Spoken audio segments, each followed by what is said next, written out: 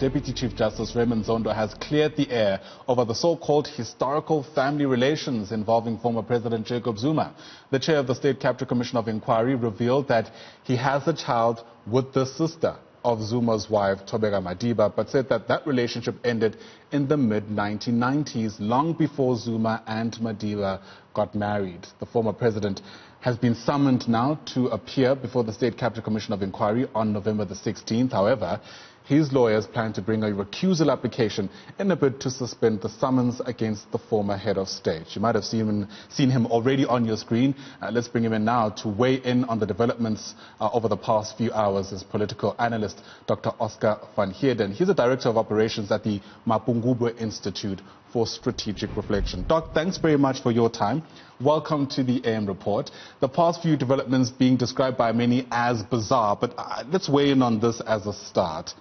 Here's a man in the form of Deputy Chief Justice Raymond Zondo, who, according to many people, has a lot on his hands as it is, having to potentially stop those operations to address what other people feel is a non-issue, at least insofar as his relationship is concerned with the former president.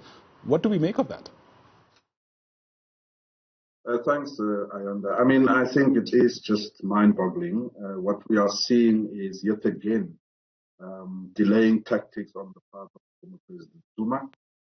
This is simply a witch hunt, and I think it is most unfortunate that, Deputy Chief Justice Zondo was forced in a way to come to a point where he needed to clarify, really, as you say, a non-issue.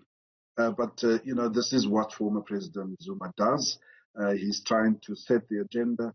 He's trying to show that he's in charge.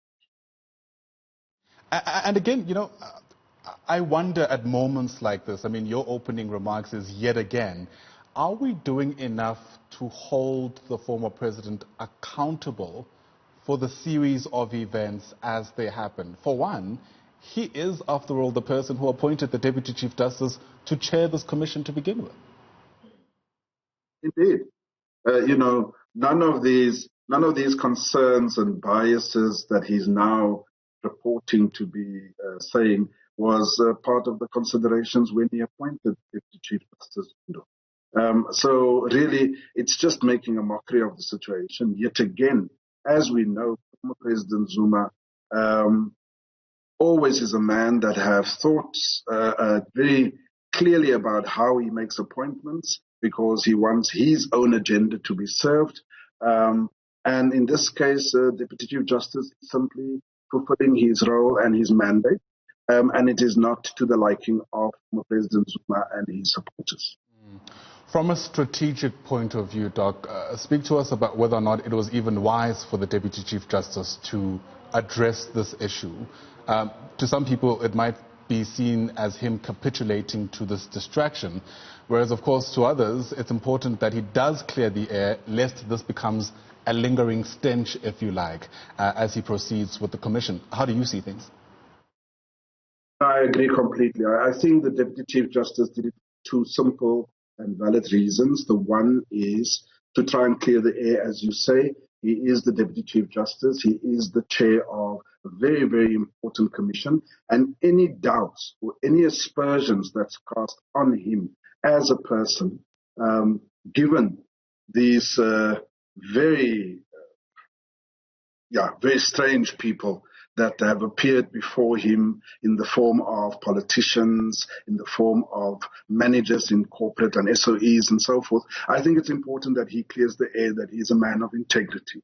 But I think the second reason, Ayanda, is also that in a way, we're not thinking about it, but at some point, he's also trying to protect the very woman that he is mentioning, that he had a relationship with, the child that was born from that relationship.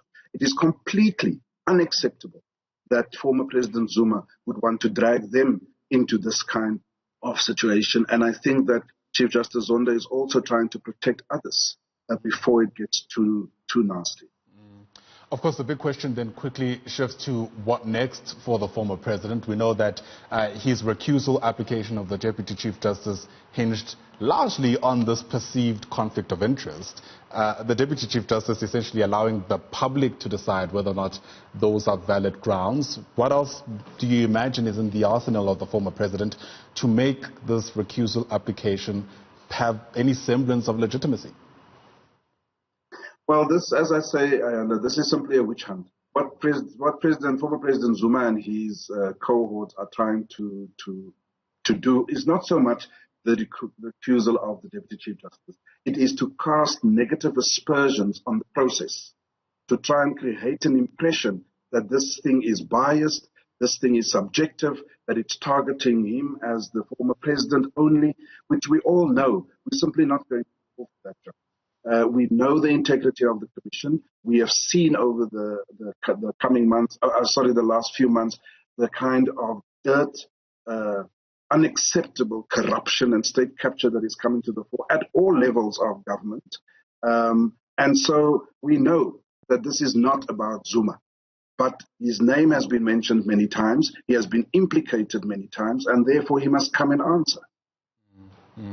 It's difficult to read the developments outside of the broader socio-political context we find ourselves in. We know there's a lot of conversation, for instance, about who's going to follow in the footsteps of the Chief Justice, Mogoeng. There's no legal precedent that it should be the Deputy Chief Justice that eventually becomes the Chief Justice. In fact, a lot of conversation that the next Chief Justice should in fact be a woman. However, given everything that's taken place over the past 24 hours specifically, would it be fair that the Deputy Chief Justice is disadvantaged because of what he's now revealed to the country? Are you concerned that it might have a bearing on his prospects of being the Chief Justice come the end of Mogoeng's tenure? No, I honestly don't. I don't think this is a factor at all. I think that we have very good justices on the bench who will see through this nonsense.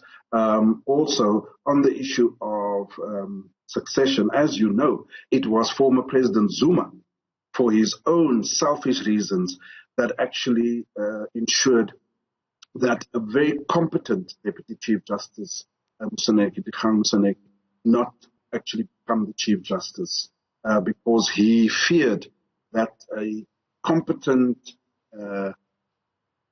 ethical leader such as Moseneke would have stood in his way in terms of all the wrongdoing that he was engaged in, and hence Moseneke did not make it. But I do want to say that if we are really wanting to talk about empowerment, I think that the best thing would be that we actually allow a good, ethical person like Deputy Chief Justice Zondo to become the Chief Justice and make a woman his deputy in order to prepare and groom that individual to take over the highest court in the land. That's an interesting take. The reality, though, is that what is in the former president's advantage potentially is that the Zondo Commission simply doesn't have time for this. In fact, they're very quickly running out of time, which means if he is successfully able to delay this as far as he can, potentially the Commission might have to wrap up its work before he is compelled to give his testimony. How best can Raymond Zondo protect himself against something like that?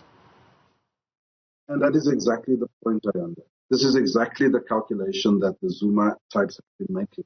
They know that the Commission is under pressure, that President Cyril Ramaphosa has asked for a final report by the end of the year, and so they want to delay and come with all manner of tactics to try and make sure that Zuma does not go and sit in that hot seat and answer for his wrongdoing. And so I don't think they're going to succeed. I think that it is critical, if Zuma wants to clear his name, if indeed he did not do all these things that they say he has done, if he does not want to answer, then it is clear that all these allegations are actually true. Well, thanks for weighing in on this important development. Certainly getting a sense there that you, along with other people, feel that these allegations are really just anything about a non-issue. We certainly appreciate your time, Dr. Oscar van der Heerden, who's at the Mapungubwe Institute at the Operations for Strategic Reflection. Appreciate your insights on this, on the AM report.